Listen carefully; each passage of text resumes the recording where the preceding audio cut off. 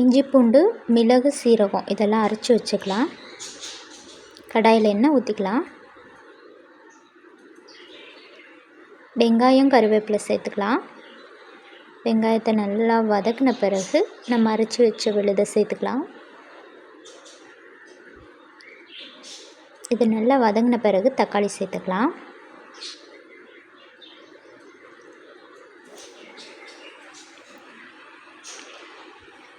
மஞ்சத்தூள் சேர்த்துக்கலாம். இது நல்லா வதங்கின பிறகு மீனை சேர்த்துக்கலாம். தண்ணி எதுவும் ஊற்ற வேணாம், இந்த மீனில் இருந்தே நிறைய தண்ணி வரும், இதனால் அதிலே வதக்கிக்கலாம்.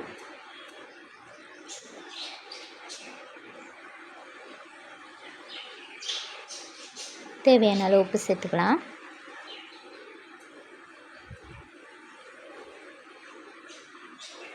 மிளகாத்தூள் சேர்த்துக்கலாம்.